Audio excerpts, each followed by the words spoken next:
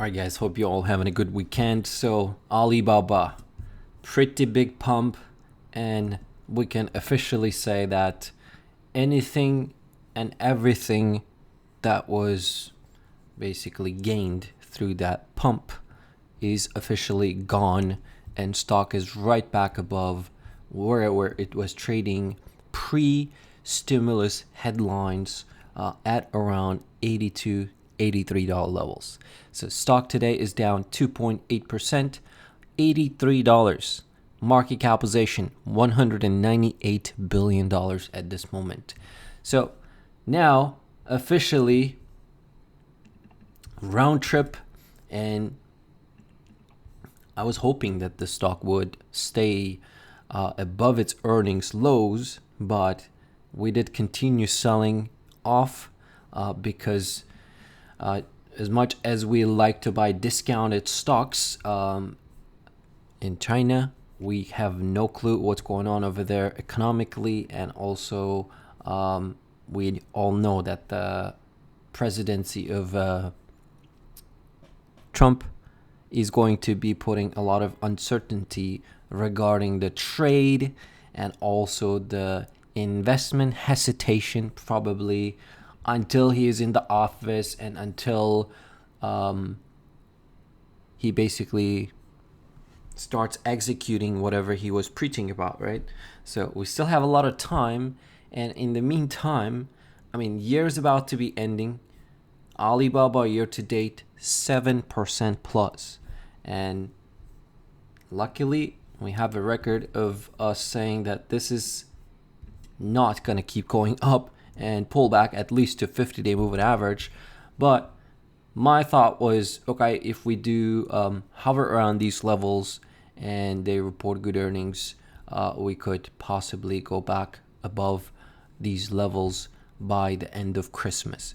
But now, after looking at this price action, like the better you look at this price action, the more you understand how everybody who has bought the stock at these levels now underwater, or anybody who was basically getting into this name at these levels, and it was very painful to accumulate this name in the last 2 years. Some definitely sold, some definitely did covered calls, and I know that there were a lot of calls selling right at these levels, and I talked about this one in previous videos that this is not going to keep running away, and people are taking advantage of implied volatility, and IV is going to crush. IV has crushed. The range, average true range, has come down, cooled off $2.80. That's the average true range that you have, and today it moved within that range. So now what can get this stock, and in general Asia, you can see my watch list, all of these stocks get going, because Pinduoduo reported earnings today, lots of downgrades. They reported slight a bit of a lower EPS than expected, but what is it year to date? 31% the stock. So there are many stocks that are doing okay, but those are smaller cap stocks that are 50% up. Fudu Holdings, Billy, Tencent, probably the largest one that is holding up, but you can see this name has been holding up a lot better than any other large cap out there, because Pinduoduo smacked Baidu at its almost 52, and you can call it 52-week lows. Today it printed 52-week lows, and recent lows from 2022 was 73. Is it gonna go there? If we just zoom out a little bit more and just take a look at the level it's been sitting, it's 2022 low, and the last time this stock was trading at these levels was back in 2020 and back in 2013. If we go all the way to $65 or so, this is not a good look in general, because if you take a look at the FXI, MCHI, whatever you follow, okay, I follow Hang Seng, and anytime any index, especially index of the market, drops 20% from its highs, you can officially consider it back in bear market territory. So far, hensing from its highs off 17.8%. ACHR, I don't know what you follow, we can measure all of them basically. This is down from its highs 25%. If you take a look at the MSHI, which is China iShares ETF, this is down 22%. So Alibaba itself, since we're talking about this name, is down from its highs as well, 20+%, which is, if we just measure from that recent pop, 40% rally and 30% decline. And officially we can say that this name back in the bear market territory, unless ultra short term, of course, right? Unless I see this name break below, you guys remember I was drawing this trend line right here. Unless the stock breaks below 75, still a little bit of a hope, but I think if it keeps doing this and moving sideways and doesn't pick up and starts pushing towards 90, maybe even 95, a lot of people, not only me, a lot of people will have a hesitation to go in there because everybody will be waiting in a waiting mode regarding the trade war, all that stuff. And plus, in China, we don't know what's going on, right? Their stimulus, they put it on hold after, we don't know what they're going to announce, but anytime, whatever they're going to announce now is going to be met with selling pressure. Everybody who capitalized it here, and I was hearing stories about like when this happened, people in China who live in China were selling, telling to each other to not buy any of this shenanigan and sell into this move.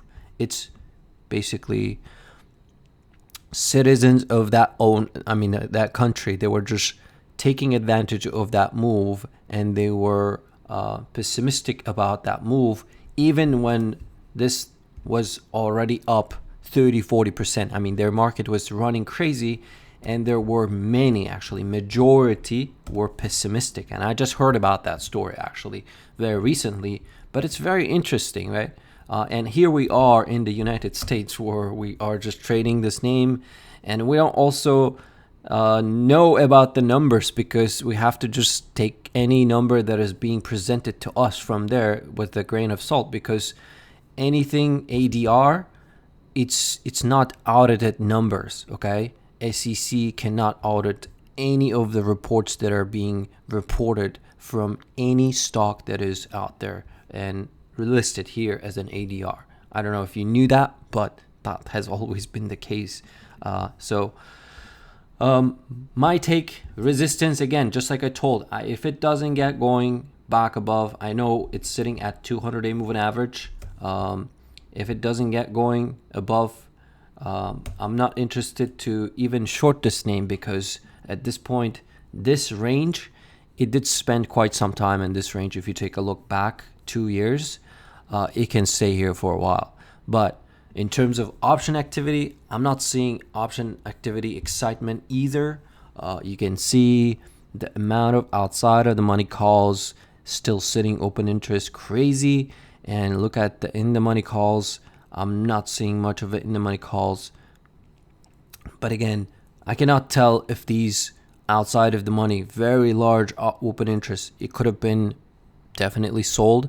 But if you take a look at the put in the money activity, you can see, there's a lot of puts are in the money and still has open interest. But you can do the digging yourself when it comes to option activity and reading the flows. But so far, just today's stat as of Friday, November 22nd, 208,000 calls were traded, 86,000 puts were traded.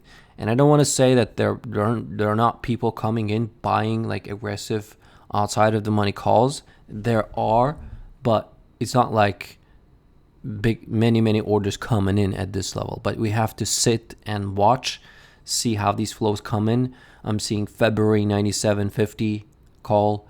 I'm seeing January 2026. Somebody did probably $5 spread.